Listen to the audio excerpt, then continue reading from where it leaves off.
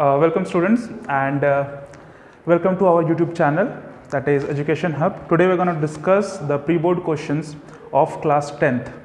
So when I was seeing the question, the first thing that struck my mind was that all the bio questions were from the video that I uploaded a day before the pre-boards. So is it a guess what I made? No. It was just the important topics which I taught you, and those came in the boards, pre-boards. And I believe the same is going to happen in the boards also. So if you want to score more, stay tuned to our channel and keep watching our videos, right? So, okay, now let's discuss the questions. In section A, which consists of 1 marks each, the first question of biology came in question number 10. The question number 10 was, again, a very simple question. This question was from the chapter Human Reproduction, and the question was, what is gestation? What is gestation period, right? So gestation period, simple से बहुत आसान शब्दों में इसको समझे तो gestation period is a period implantation के बाद और parturition से पहले. मेरा बोलने का क्या मतलब हुआ?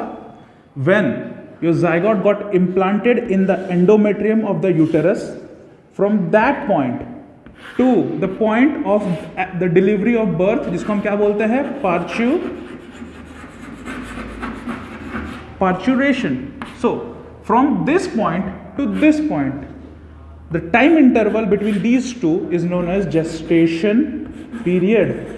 So what is gestation period? The time period from the implantation to the parturition of the baby is known as gestation period. ठीक है, इसको गर्भावस्था बोलते हैं आसान सरल हिंदी में. और दूसरा इसके साथ एक और जुड़ा हुआ निहित सवाल है जो कहता है what it's duration, right it's duration in human beings.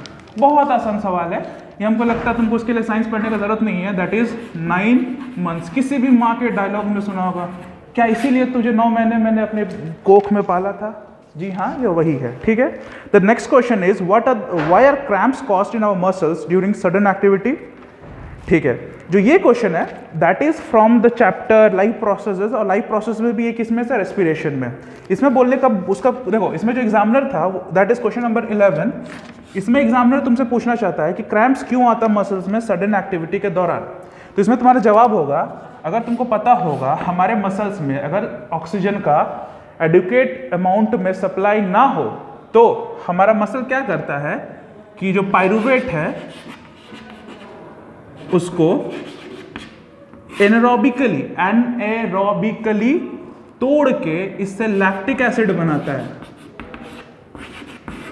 This is anaerobic respiration. तुम्हारे एनसीईआरटी में एक बहुत अच्छे से चार्ट बना हुआ है जिसमें एक है एरोबिक, एक है एनारोबिक, एक है लैक्टिक एसिड वाला.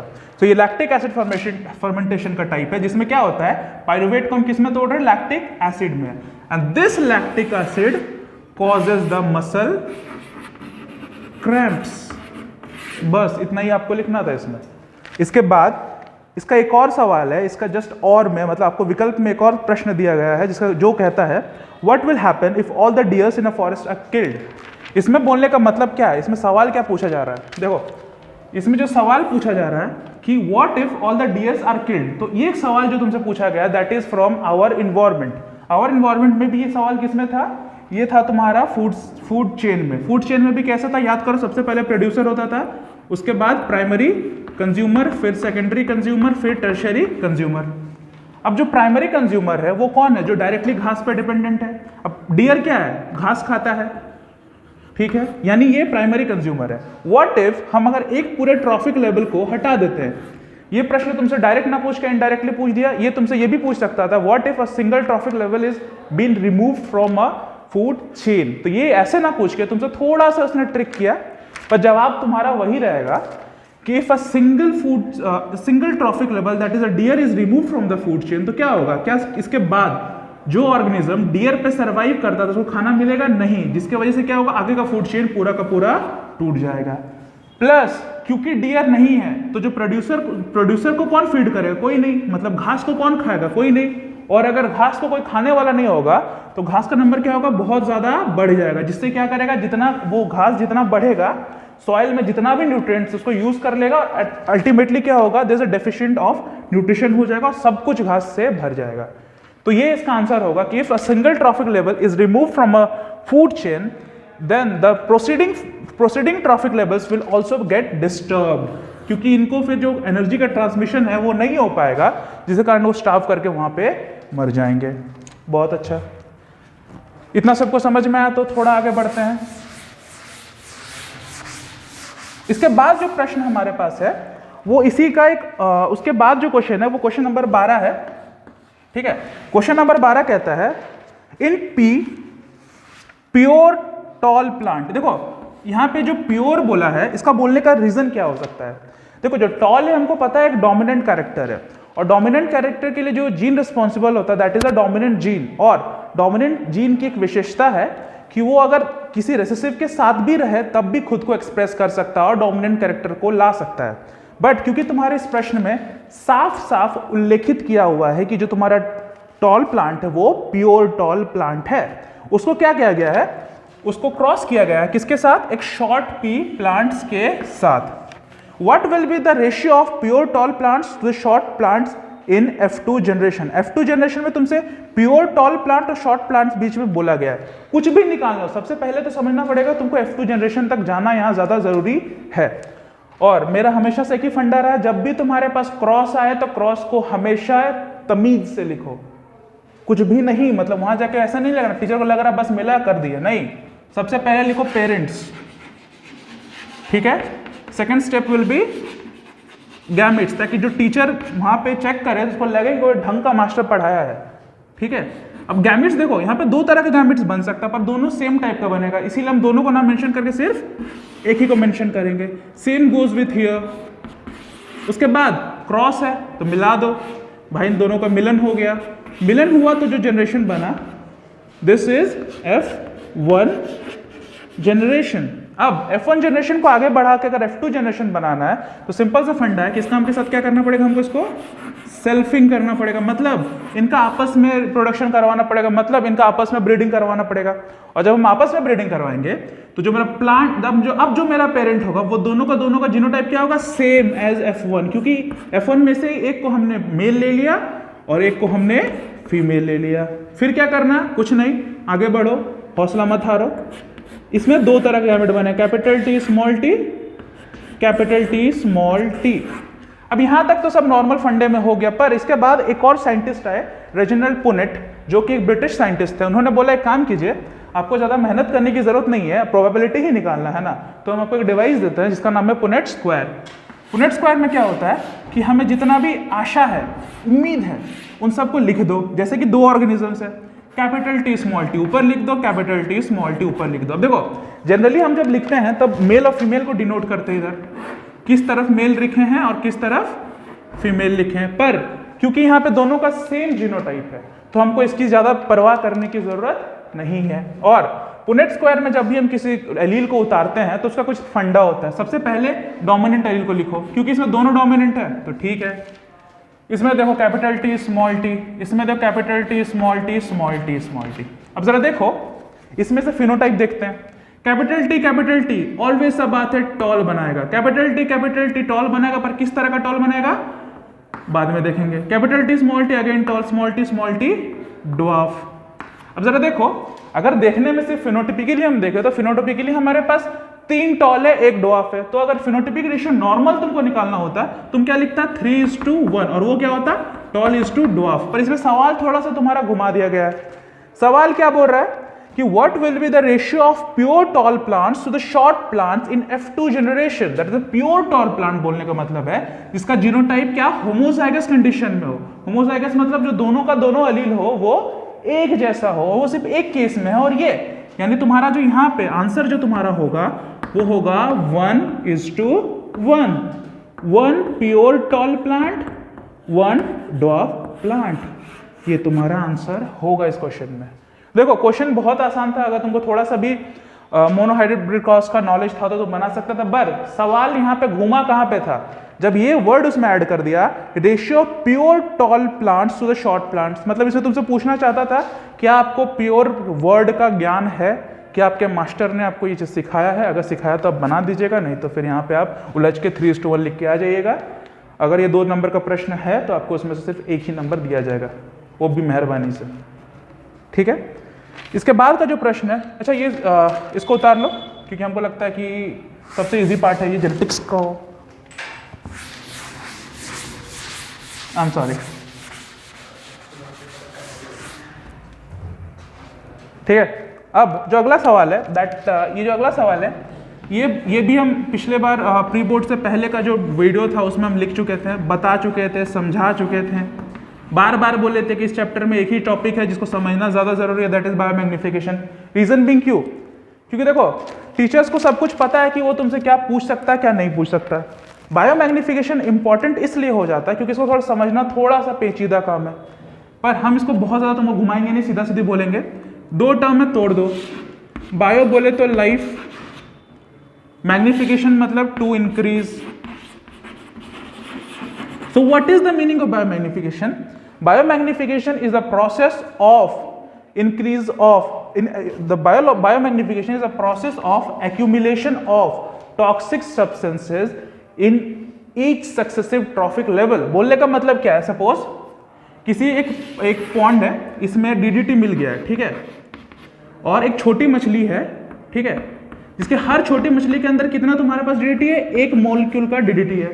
व्हाट इफ इसे थोड़ी बड़ी मछली ऐसे 10 खा लेती है छोटी मछली को, तो उसके अंदर जो तुम्हारा DDT का अमाउंट है वो कितना हो जाएगा? पर के अंदर 10 मॉलिक्यूल। व्हाट इफ इससे थोड़ी बड़ी मछली ऐसा और 10 मच्छी खा जाती है, तो उसके हर एक के अंदर DDT का जो कंसंट्रेशन है वो कितना हो जाएगा? 100 m। अब इसके आगे नहीं बताएंगे कि एक इंसान को फिर 10 मछली खाना पड़ेगा बड़ा, जो कि बंगालियों के अलावा किसी के पास पॉसिबल नहीं है। So I won't talk about that. एक नॉर्मल ह्यूमन के केस में that is not possible, so it is here. So हो क्या रहा, जरा ध्यान से देखो, हर successive increase in trophic level पे जो DDT का कंसंट्रेशन, DDT बोले तो एक पॉइजनस सब्सटेंस जो कि नॉन बायोडिग्रेडेबल है, जो कि तुम्हारा बॉडी डाइजेस्ट नहीं कर सकता, वो हर लेवल पे बढ़ता जा रहा है। 1 मोल, 10 मोल, 100 मोल, इस तरह से हर एक सक्सेसिव ट्रॉफिक लेवल पे जो DDT है उसका कंसंट्रेशन है वो बढ़ता जा रहा है। So this is why this concept is known as biomagnification। ये सवाल जो दिया गया था that was given from the chapter our environment, ठीक है। इसके बाद जो आया था that was assertion and reasoning, ठीक है।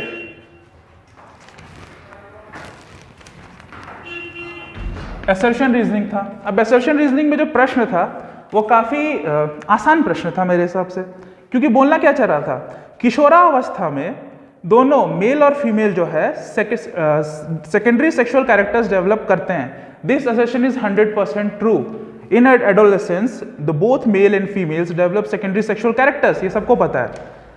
पर रीजन क्या दिया हुआ है? In puberty the secretion of testosterone in males and estrogen in females is decrease. ये बोलना ये चाह रहा है कि असर्शन तुम्हारा, देखो इसे एक बात पता चल गया, असर्शन क्या है? सही है, पर जो रीजन है वो कहता है कि ये चेंजेस आ रहा है जो तुम्हारा प्यूबर्टी में जो भी सेकेंडरी सेक्सुअल कैरेक्टर्स डेवलप हो रहा है वो किसके वजह से हो रहा है? टेस्टोस्टेरोन और एस्ट्रोजन के नंबर या क्वांटिटी में गिरने से। अब भला ये कैसे मुमकिन है? ये जो भी चेंजेस आएगा वो इनके बढ़ने से आएगा, ना कि गिरने से। सो तुम्हारा रीजन क्या है? गलत। This statement is false. So इसका आंसर क्या हो जाएगा तुम्हारे पास? C. Assertion is true but reason is false. इसके बाद जो अगला सवाल है वो है the inner lining of small intestine has numerous finger like projections called villi. देखो इसमें बोलने का मतलब है जो स्मॉल इंटेस्टाइन, सबसे पहले तो समझना पड़ेगा तुम्हारे बॉडी में जो मैक्सिमम एब्जॉर्प्शन होता है वो कहां होता है? फूड पार्टिकल्स का, स्मॉल इंटेस्टाइन में। बिल्कुल सही।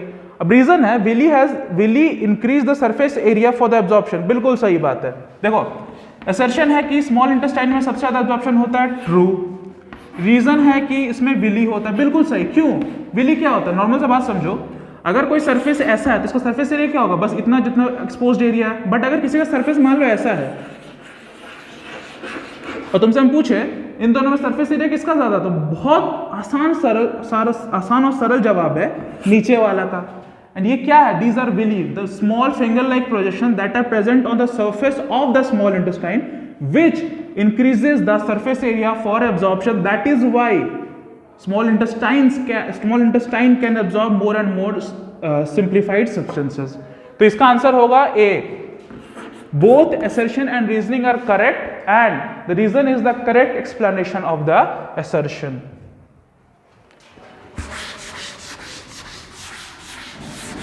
ठीक है, आगे बढ़ते हैं। इसके बाद है एक बहुत बड़ा एक क्या बोलते हैं इसको, पैसेज आया हुआ है जो कि हमारे बहुत एक प्रिय जॉर्ज जोहान मंडल पे आए हुए हैं, जो कि हमारे चचा बहुत फेमस चचा हैं। ठीक है, पढ़ते हैं।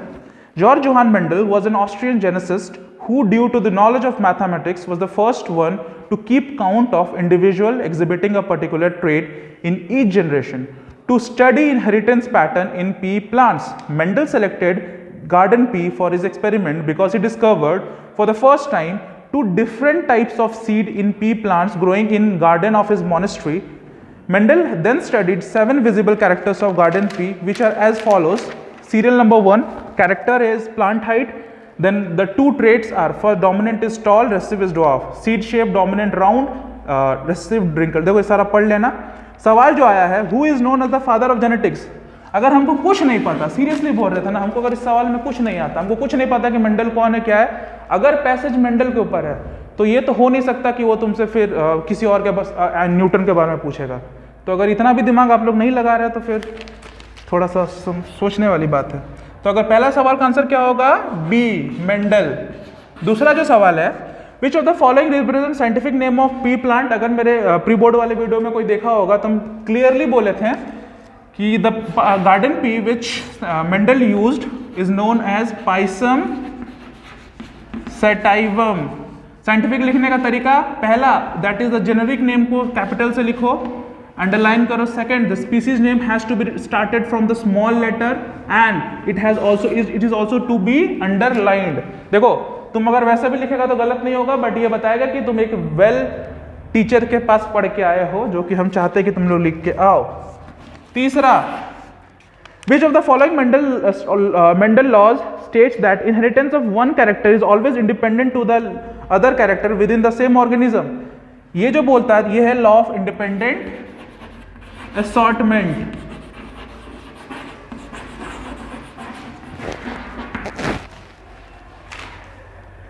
लॉ ऑफ इंडिपेंडेंट असॉर्टमेंट जो बोलता है, लॉ ऑफ इंडिपेंडेंट असॉर्टमेंट तुमको कहां मिला था, मोनोहाइब्रिड क्रॉस में नहीं था। This came for the first time in the dihybrid cross, जिसमें याद करो ये कंडीशन बना हुआ था और तुम लोग हम बोले थे कि द डिवीजन और the segregation of this is totally independent from this, whereas this is totally independent from this. इसी चक्कर में इसके 4 गैमेट बन गए थे। So this is law of independent assortment. उसके बाद refer the above table and read the statements to answer in the questions. ठीक है, अब इसमें बोला है wrinkle seed is recessive trait in garden pea. सही है, this statement 1 is true. Sorry, हाँ true. Yellow seed is dominant trait and contrasting trait in green seed which is recessive. बिल्कुल सही। उसके बाद leaf shape is one of the more trait, नहीं बिल्कुल नहीं, लीफ शेप के बारे में मेंडल कुछ बात ही नहीं किया है, false. 4, pea plants are self fertilize therefore are being suitable material for performing, बिल्कुल सही। Choose the following correct answer, तो इसमें साफ साफ आंसर आ रहा है कि आंसर क्या होगा, A, which is 1, 2 and 4 are correct. उसके बाद the reason behind Mendel success in discovering the principles of inheritance was, पहला है he selected plant that was pure breeding, he considered every character separately, he selected plant that was affected a mutation. सीधा सीधा सवाल है, mutation का तो सवाल ही नहीं आया था, मेंडल को तो म्यूटेशन के बारे में पता ही नहीं था। तो 5 का जो आंसर होगा वो तुम्हारा होगा बोथ ए एंड बी, ये है तुम्हारा आंसर। बहुत सरल सवाल था। इसके बाद जो बायो का क्वेश्चन आया है वो सेक्शन बी में डायरेक्ट घुसा है। ठीक है, देखते हैं क्या है। इसके बाद जो सवाल है that has come from the topic life processes, उसमें बोलता है in desert plants stomata remains close during day time, how does these plants manage to carry out photosynthesis. तो डेजर्ट प्लांट्स के बारे में तुमको एक बात समझना पड़ेगा कि डेजर्ट प्लांट्स जिस कंडीशन में रहते हैं that has a scarcity of water, और अगर दिन में वो अपना स्टोमाटा खोल देगा तो सबसे पहले तुमको समझना पड़ेगा what is stomata. Stomata are minute pores that are present on the surface of leaves and that helps in the major exchange of gases. Or stomata is the only structure through which the transpirational loss takes place in the plant. What is the meaning of transpirational loss? Transpirational loss is the loss of water in the form of water vapor from the surface of the leaves through the pores known as stomata. तो जरा सोचो कि अगर desert plant सुबह में अपना stomata खोल के रख दे, मतलब ये बोल रहा है कि खुल जाओ बेटा, खुल जा सिम, ठीक है। अब जैसे ही खुल जाएगा, खुल जा सिम पे खुल गया, तो क्या होगा, क्योंकि टेम्परेचर बहुत ज्यादा होता है डेजर्ट में, तो प्लांट क्या करेगा, अपना मैक्सिमम जो वाटर है दैट लूज कर देगा in the form of water vapour. इस चक्कर में क्या करता है कि प्लांट जो है दिन में अपना स्टोमाटा बंद रखता है।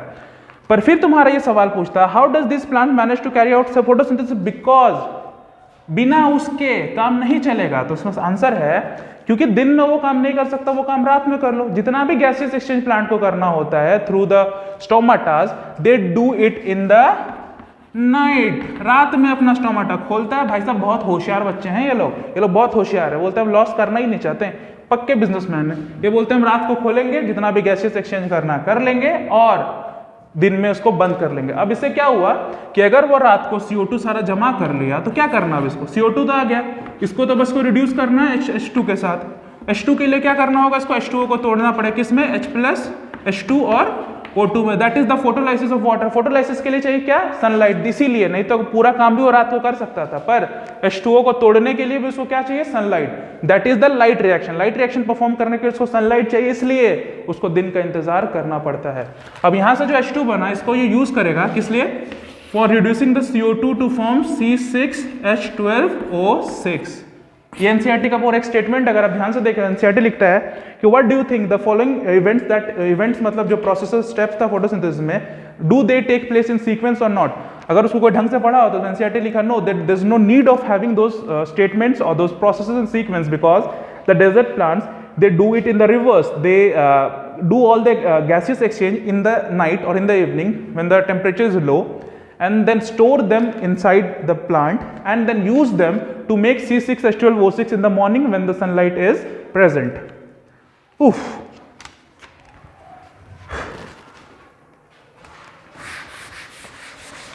उसके बाद जो सवाल है वो अगेन लाइट प्रोसेसेस से है, पर ये जो है एक्सक्रीशन वाले पार्ट से है। What happens to glucose that enters the nephron along with the glomerular filtrate. Glomerular filtrate बोले तो वो देखो, एक अगर हमको मेरा डायग्राम बहुत अच्छा नहीं है, सो डोंट जज me on that, but I will try my level best to make it as good as possible. Okay, so this is a very rough diagram of the nephron. Don't take it seriously. Don't try to replicate this in the examination. The following stunt has been done under experts' advice. Don't do that in the exam, otherwise you will lose your marks. ये हम खुद भी recommend नहीं करते हैं, पर हम करते हैं. I don't know why.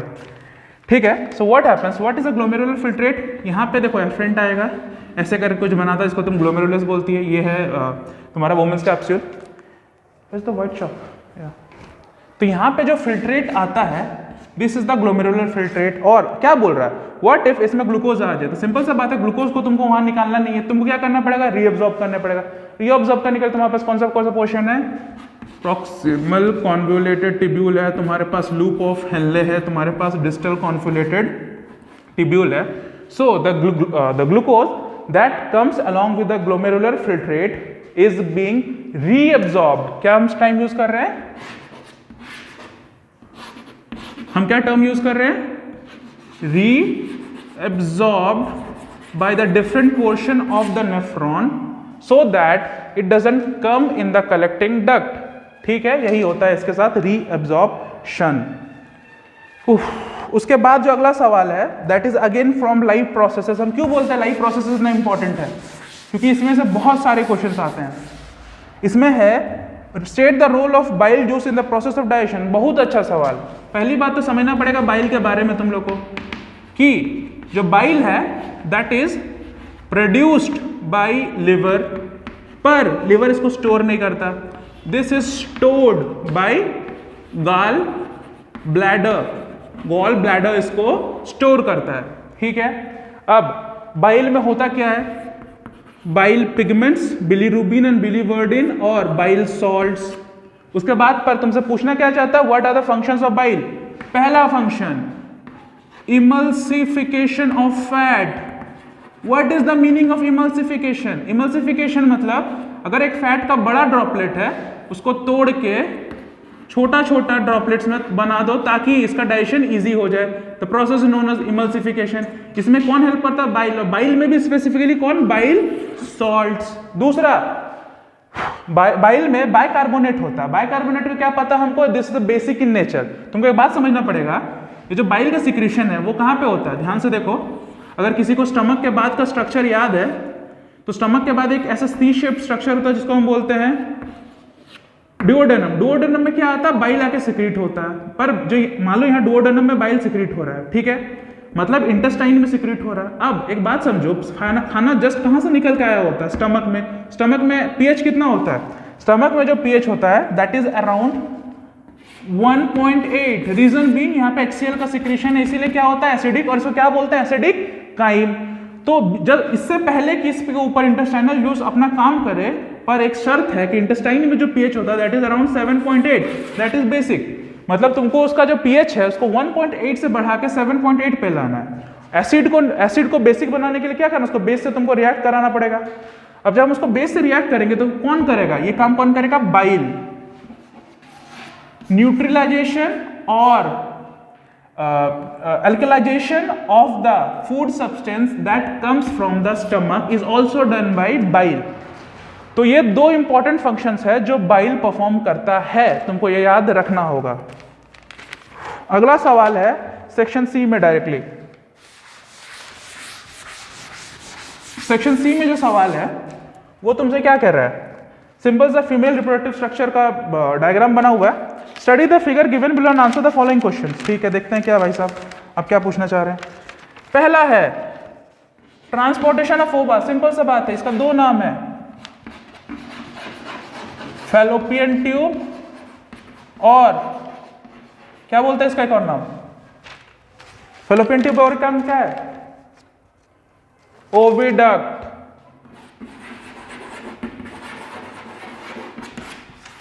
दूसरा सवाल है part where implantation takes place. बहुत इजी सवाल।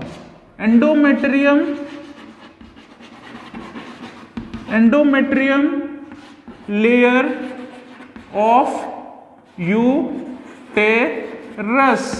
एंडोमेट्रियम ना याद रहे, सीधा से क्या लिखना है? यूटेरस, जिसको हम एक और नाम से क्या जानते हैं? वोम्ब। अगला है name the surgical methods of conducted this in this case to prevent unwanted pregnancy. कोई भी बालक यहाँ पे हड़बड़ी ना करे, क्योंकि यहाँ पे ध्यान से देखें सवाल में दिस लिख दिया गया है। दिस केस बोलने का मतलब है कि हमको पता है कि आपको पता है कि दो तरह का सर्जिकल मेथड होता है, पर हम इसमें किसके बारे में पूछ रहे हैं आपको ध्यान रखना है। हम अगर फीमेल रिप्रोडक्टिव ट्रैक्ट बना के रखें तो आपको कोई जरूरत नहीं है अपना होशियारी दिखा के उसमें मेल का भी लिखने का। आपसे सीधा सीधे हम पूछ रहे हैं कि फीमेल्स में क्या होता है। हमको पता है फीमेल में सर्जिकल मेथड क्या होता है? ट्यूबेक्टोमी। इसमें क्या किया जाता है? इसी फैलोपियन ट्यूब को, अगेन हम बोल रहे हैं मेरा डायग्राम खराब है, जज मत करना, हमको काट के हम इस तरह से इंसाइज कर देते हैं, जिसके वजह से ओवरी से जो एग निकल के आता है वो यहाँ पे पहुंच ही नहीं पाता, और जो स्पर्म यहाँ से यहाँ घुसता है वो स्पर्म और एग का मिलन कभी नहीं हो पाता है, जिसके कारण उसमें प्रेगनेंसी नहीं हो पाता है। उसके बाद अगला सवाल क्या है? अरे खत्म हो गया क्वेश्चन, काफी इजी क्वेश्चन पूछा था। ठीक है, अगला सवाल देखते हैं। अगला सवाल again from environment, our environment. What is environmental pollution? Environmental pollution is presence of harmful substances in the environment more or greater than the required नहीं बोलेंगे, एक certain level, more than the normal level। किसी भी चीज का environment में normal considerable level से ज्यादा amount में होना is environmental pollution। It can be of various type, air pollution, water pollution, soil pollution, जो भी है लिखते जाना।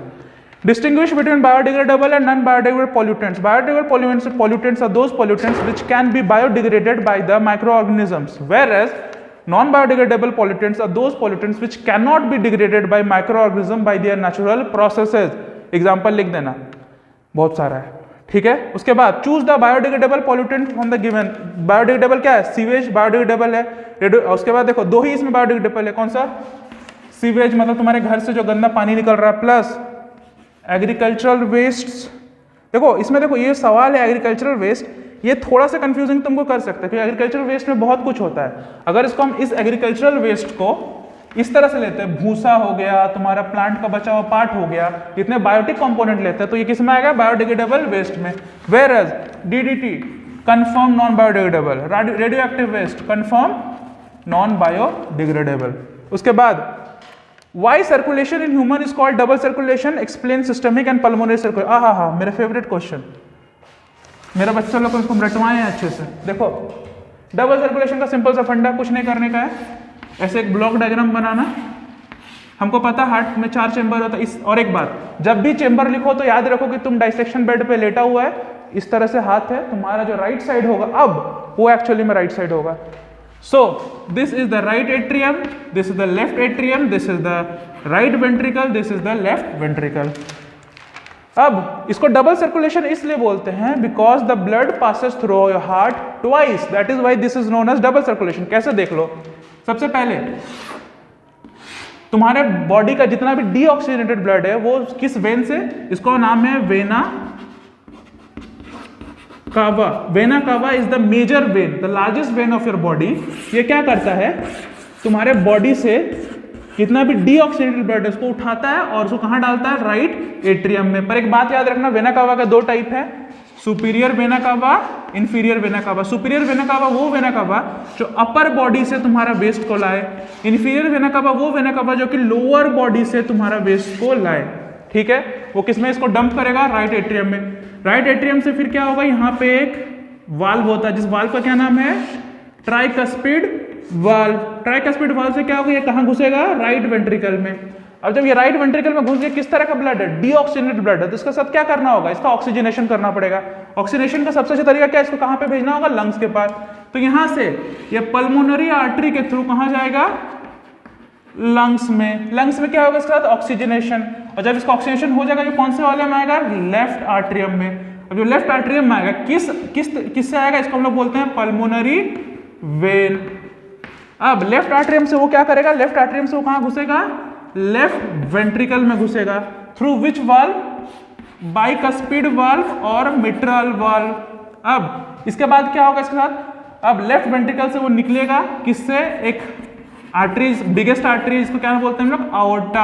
आओर्टा से कहाँ जाएगा, वो बॉडी में। अब यहां ध्यान से देखो, 2 सर्कुलेशन हो रहा है। एक सर्कुलेशन जो कि राइट वेंट्रिकल से शुरू होगा, लंग्स में जाके लेफ्ट आर्टरियम में घुस रहा है, क्योंकि ये लंग्स के चारों तरफ घूम रहा है। So this is known as pulmonary circulation. Pulmonary, pulmo is a word that comes from the lungs. Whereas एक और सर्कुलेशन है जो कि कहां से शुरू हो रहा है, लेफ्ट वेंट्रिकल से शुरू हो रहा है और राइट एट्रियम में खत्म हो रहा है। कहां से, क्योंकि तुम्हारे पूरे बॉडी से घूमते हुए जा रहा है। इसको हम किस तरह सर्कुलेशन बोलेंगे, सिस्टेमिक सर्कुलेशन। यही तो तुम्हारा डबल सर्कुलेशन पूरा है, इसके बाद कुछ नहीं है, डबल सर्कुलेशन है बस। एक और चीज, दिस फॉर नॉलेज पर्पसेस। तो देखो एक चीज समझो, क्योंकि ये जो है राइट वेंट्रिकल से जो निकलता है, यहाँ पे भी एक वाल्व होता है।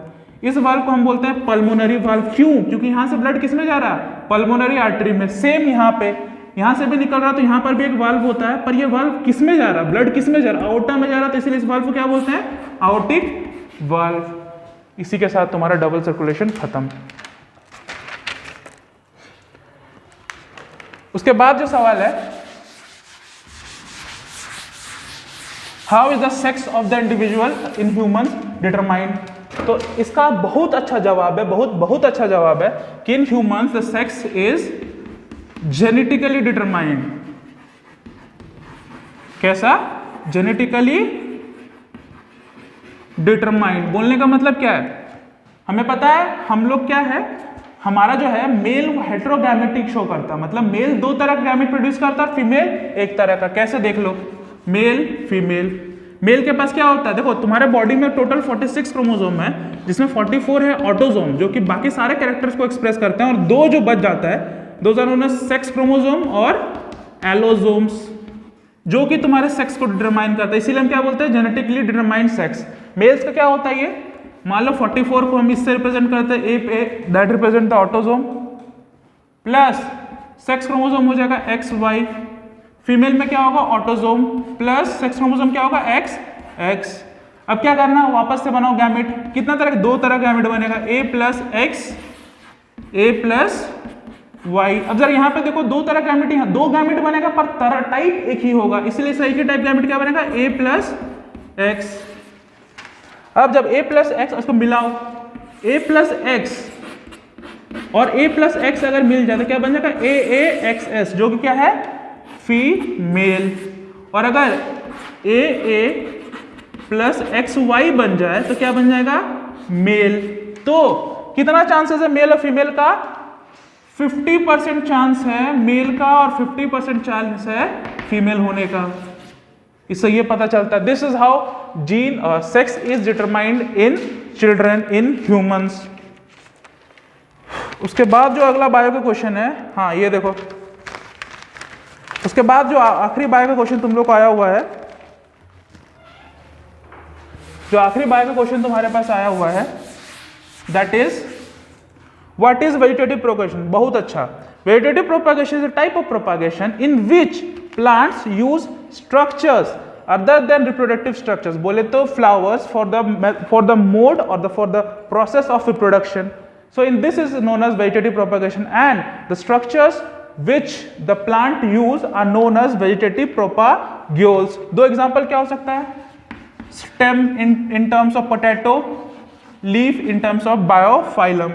उसके बाद two reasons for practicing vegetative propagation. पहला, ये बहुत फास्ट मेथड है फॉर प्रोपागेशन। दूसरा, इन सम सीडलेस प्लांट्स, मतलब कुछ प्लांट्स होते हैं जो सीड प्रोड्यूस नहीं करते हैं, तो उसमें हम वेजिटेटिव प्रोपागेशन को इस्तेमाल कर सकते हैं। तीसरा, we can bring varieties with the help of vegetative propagation. B, mention the importance of DNA copying in reproduction. The importance of DNA copying is as simple as that DNA is the blueprint on which your whole body is made, plus DNA carries the characters from one generation to another generation. So every character which we can see in you has come through the DNA which was present in the gametes which was produced by both the parents of yours. ठीक है, तो इस तरह से लिख देगा तो DNA कॉपिंग becomes very very very important. पर एक क्वेश्चन था, हमको लगता है हम छोड़ रहे हैं, जो कि हमको लगता है कि हम इस क्वेश्चन का सबसे अच्छा क्वेश्चन था, एनसीईआरटी एकदम बीच से उठा के दिया था। कहाँ गया क्वेश्चन, हम भी शायद मेरे दिमाग से स्किप कर गए। हाँ, plants need lower energy, plants have lower energy needs, reason बोलना, दो रीजन पूछना है एनसीईआरटी में, साफ साफ सरल शब्दों में लिखा। बिकॉज पहला, प्लांट्स कहीं मूव नहीं करता, they do not locomote, they do not locomote to other places, so they required less energy. Plus second, plant most of the tissues in plants are dead, so the requirement of energy is less. ये भी जो chapter, ये भी जो question था that was from the life processes. ये जो question अभी बताएं that was from question number 13 जो तुम्हारे क्वेश्चन पेपर में था, plants have lower energy needs, give reason why, तो यही इसका रीजन है। सो इससे हमको क्या समझ में आया, पूरे क्वेश्चन जो हम बनाए इससे हमको क्या समझ में आया, इससे समझ में ये आया कि क्वेश्चन बहुत टफ नहीं था। अगर किसी ने ढंग से प्रैक्टिस किया हुआ था, अच्छे से मेन टॉपिक्स को पढ़ के रखा था, तो वो आराम से, हमको नहीं लगता किसी का भी एक नंबर भी इस क्वेश्चन में कटना चाहिए। अगर किसी ने अच्छा से थोड़ा सा भी पढ़ाई कर रखा है, या थोड़ा भी पढ़ाई ना किया हो, मेरा इस प्री बोर्ड से जस्ट एक दिन पहले 1 घंटे 40 मिनट का वीडियो, अगर आपको यकीन ना हो तो वीडियो को जाकर देख लो, थोड़ा मेरा भी व्यू बढ़ जाएगा। तुम अगर उस वीडियो में जाकर देखोगे तुमको देखिए ये सारे क्वेश्चंस मैंने वहाँ डिस्कस कर 1 दिन पहले कर रखे हैं। तो इसी के साथ उम्मीद करते हैं कि आप लोगों का पेपर अच्छा गया होगा, सब अच्छे अच्छे नंबर लाओगे, और आशा करते हैं कुछ लोग आप में से बायो भी ले लो ताकि हमें भी आपको पढ़ाने का मौका मिले। And with that said, very good bye, take care, stay healthy, stay safe, and keep studying because boards are near, so don't just chill because exams are over. Exams are not over, it was just the pre-boards, picture abhi baki hai, and that is the most important part. So stay tuned to our channel for more such videos.